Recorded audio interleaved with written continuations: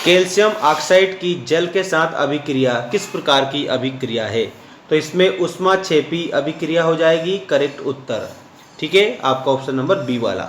धातुओं द्वारा कौन सा गुण प्रदर्शित नहीं किया जाता है?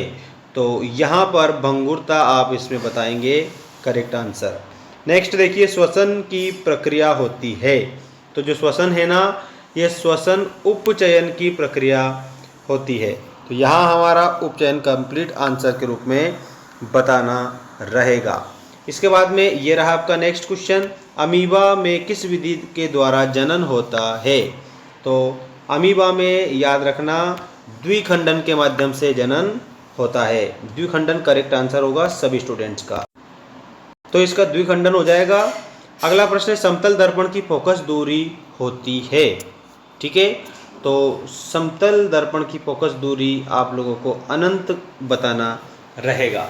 ठीक है, और इसके बाद में प्रतिरोध का मात्रक होता है। तो ओम जो है ये प्रतिरोध का मात्रक होता है।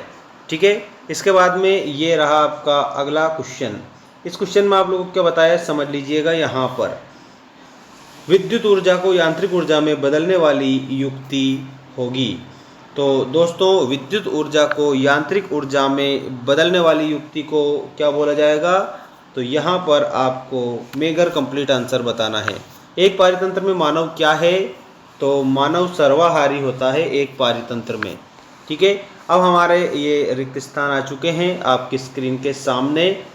सिरके में अम्ल उपस्थित होता है। तो सिरका जो होता है उसमें अम्ल होता है, उसका नाम हम सबको बताना रहेगा एसिटिक अम्ल। ठीक है, एसिटिक अम्ल आपको उत्तर में याद रखना है। इसके बाद में अगला जो क्वेश्चन है वो आप देख सकते हो यहाँ पर, दो या दो से अधिक धातुओं के समांगी मिश्रण को कहते हैं। तो दो या दो से अधिक धातुओं के समांगी मिश्रण को क्या कहते हैं? मिश्र धातु कहते हैं। ठीक है, मिश्र धातु कहा जाता है। टेस्टोस्टेरोन हार्मोन का स्रावण से होता है। तो जो टेस्टोस्टेरोन हार्मोन होता है ना, उसका स्रावण होता है वृषण से। ठीक है, विसरण आपको उत्तर में बताना है। इसके बाद में ये रहा, यदि एक पुष्प के परागकण दूसरे पुष्प पर स्थानांतरित होते हैं तो ये प्रक्रिया क्या कहलाती है? तो ये पर परागण कहलाती है। एक पुष्प से दूसरे पुष्प पर अगर स्थानांतरित होगा परागण तो उसे पर परागण कहते हैं। और नर संतान के लिए उत्तरदायी गुणसूत्र है, नर संतान के लिए उत्तरदायी गुणसूत्र है वाई। ठीक है, वाई गुणसूत्र आपको याद रखना है। वस्तुओं को हम की उपस्थिति में देख सकते हैं। तो वस्तुओं को हम प्रकाश की उपस्थिति में देख सकते हैं। ठीक है, और अगला प्रश्न ये रहा, प्रिज्म द्वारा रंग की प्रकाश किरण का विचलन सर्वाधिक होता है। तो बैंगनी रंग इसमें हमारा करेक्ट उत्तर हो जाएगा। बैंगनी करेक्ट उत्तर आप लिखेंगे। और ये सही जोड़ी आ चुकी है, आप सभी को सही जोड़ी कंप्लीट करना है। देखिएगा प्यारे बच्चों, सही जोड़ी में हमें सबसे पहले दिया है प्रबल अम्ल। तो प्रबल अम्ल के आगे HCl हमें बताना है। HCl आप सबका करेक्ट आंसर हो जाएगा। पहले भी आपको मैंने एक बात बताई थी कि जब भी हमें कुछ भी क्वेश्चन आंसर अगर कंप्लीट करने रहे तो सबसे मोस्ट इम्पोर्टेंट रहती है हमारी जोड़ी। ठीक है ना, तो जोड़ी पर तो विशेष ध्यान दे ही लेना। प्रबल अम्ल में आपको HCl बताना है।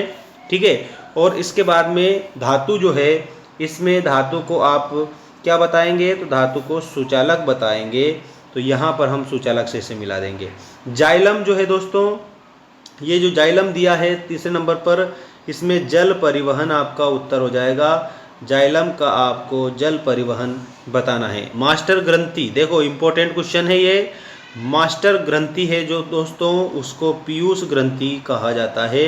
पीयूष ग्रंथि को मास्टर ग्रंथि कहा जाता है। तो आपको मास्टर ग्रंथि पर ऐसे याद रखना है। मादा हार्मोन, दोस्तों मादा हार्मोन जो है उस पर आते हैं हम। मादा हार्मोन आपका आ जाएगा एस्ट्रोजन। एस्ट्रोजन मादा हार्मोन है। ठीक है, और मेंडल ने मटर के पौधे पर जो आनुवांशिकी के नियम बताए थे। तो दोस्तों मेंडल के आगे आपको क्या लिखना है? आनुवांशिकी के नियम बताना है। ठीक है, सरल रेखीय पथ के आगे हमें ऑप्शन नंबर सी पर जाना रहेगा। सरल रेखीय पथ, प्रकाश किरण। ठीक है, प्रकाश किरण आपका इसमें करेक्ट आंसर हो जाएगा। विभवांतर में आपको वोल्ट बताना है। वोल्ट करेक्ट आंसर हमारा हो जाएगा विभवांतर में। इस तरह से आप जोड़ी मिलान कर देंगे। जोड़ी के बाद में आप क्वेश्चन देखिएगा, एक वाक्य में उत्तर दीजिए वाला क्वेश्चन। और जल्दी से जल्दी आप सब इसका स्क्रीनशॉट ले लीजिएगा, क्योंकि ये सबसे मोस्ट इम्पोर्टेंट क्वेश्चन है। वे अभिक्रियाएं जिनमें अभिकारकों के बीच आयनों का आदान प्रदान होता है उन्हें कहते हैं। तो दोस्तों उन्हें कौन सी अभिक्रिया कहते हैं? तो उन्हें दोस्तों द्विविस्थापन अभिक्रियाएं कहा जाता है। ठीक, अगला देखिए, मस्तिष्क का कौन सा भाग सोचने, सुनने, सूंघने, देखने आदि के लिए विशिष्टीकृत है? तो दोस्तों प्रमस्तिष्क और मध्य मस्तिष्क, प्रमस्तिष्क और मध्य मस्तिष्क हमें इसमें उत्तर में लिखना रहेगा आपका करेक्ट।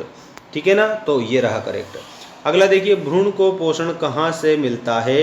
तो जो भ्रूण होता है ना, उसको गर्भाशय में जो प्लेसेंटा होता है वहाँ से पोषण मिलता है। ठीक है, इसके बाद जिस लेंस की फोकस दूरी 1 मीटर है उसकी क्षमता कितनी होगी? तो दोस्तों देखो, जिस लेंस की फोकस दूरी जो है 1 मीटर होती है, उस लेंस की जो क्षमता है वो 1 डायऑप्टर हो जाती है। कितनी हो जाती है? तो आपको बताना है 1 डायऑप्टर। कंप्लीट आंसर हमारा हो जाएगा 1 डायऑप्टर। ठीक, अगला प्रश्न देखिए, क्या कारण है कि खतरे के संकेत या सिग्नल का प्रकाश रंग लाल होता है? तो दोस्तों इसमें कारण हमें बताना है इस क्वेश्चन में। तो जो होगा, लाल रंग प्रकाश का प्रकीर्णन सबसे कम होता है, इसके कारण, मतलब प्रकाश के प्रकीर्णन के कारण।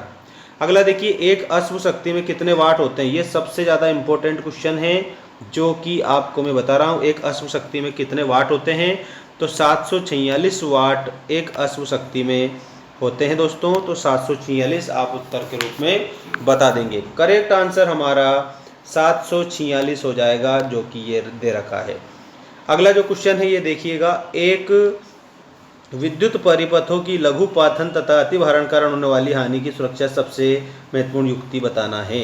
दोस्तों ये जो क्वेश्चन हमें दिया ना, इसका आंसर होगा फ्यूज वायर। फ्यूज वायर हमारा इसमें करेक्ट उत्तर हो जाएगा। बाकी और क्वेश्चन हम आपको नेक्स्ट वीडियो में बता देंगे दोस्तों।